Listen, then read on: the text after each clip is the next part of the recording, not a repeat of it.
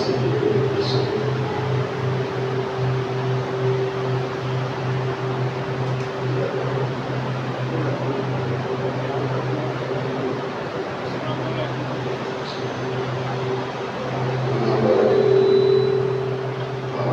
بالله من الشيطان الرجيم بسم الله الرحمن الرحيم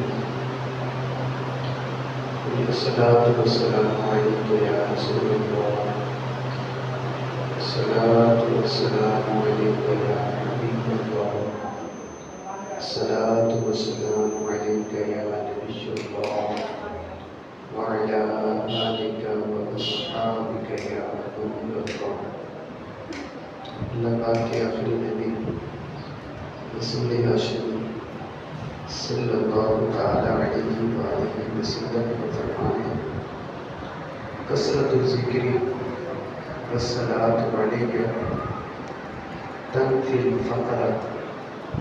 فرمایا اللہ کا ذکر زیادہ کرنا اور میری ذات پر درود پاک پڑھنا یہ محتاجی اور تنگدستی کو دور کر دیتا ہے۔ درود یعنی ثانی کثرت کے ساتھ ہمیں بھی چاہیے اللہ کے رسول صلی اللہ تعالی علیہ وآلہ وسلم کی مبارک ذات پر درود پاک پڑھا کریں۔ صلو علی الحبیب صلی اللہ تعالی علیہ وآلہ وسلم۔ پیارے اسلامی کا قربانی کے ایام قریب ہیں۔ بہت سارے مسلمان اللہ تبارک و تعالیٰ کی رضا کی خاطر اپنی قربانیت کو اللہ کی راہ میں پیش کریں۔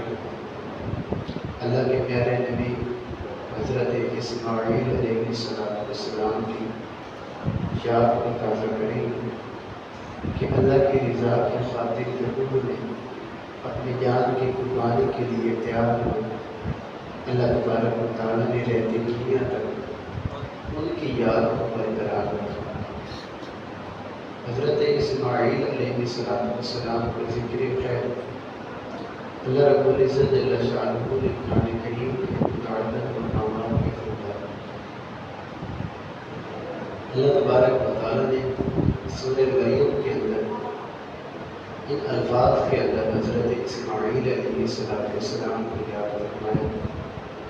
وَاذْكُرْ فِي الْكِتَابِ إِسْمَاعِيلَ إِنَّهُ كَانَ صَادِقَ الْوَعْدِ وَكَانَ رَسُولًا نَبِيًّا وَكَانَ يَأْمُرُ أَهْلَهُ بِالصَّلَاةِ وَالزَّكَاةِ وَكَانَ عِندَ رَبِّهِ مَرْضِيًّا۔ حضرت اسماعیل علیہ السلام اللہ کے پیارے نبی جناب خلیل اللہ علیہ نبینا علیہ السلام کے فرزند ہیں۔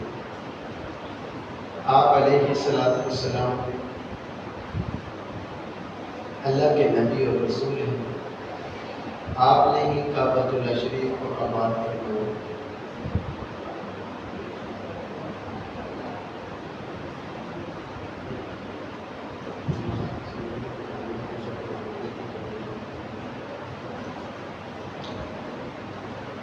حضرت اسماعیل علیہ السلام جہاں پر اس وقت کعبۃ اللہ شریف موجود ہے، حضرت ابراہیم علیہ السلام اپنے فرزند کو اور ان کی والدہ حضرت ہاجرہ رضی اللہ تعالیٰ عنہا ان کو یہاں پر چھوڑ کر گئے۔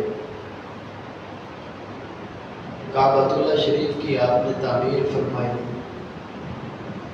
اللہ نے آپ کو قبیلہ جرہم اور قوم عمالقہ کی طرف نبی اور رسول بنا کر بھیجا۔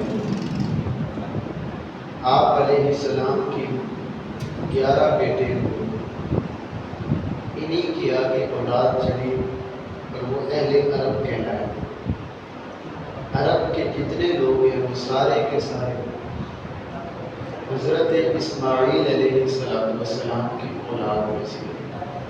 سب سے پہلے فصیح عربی زبان کے اندر جس نے کلام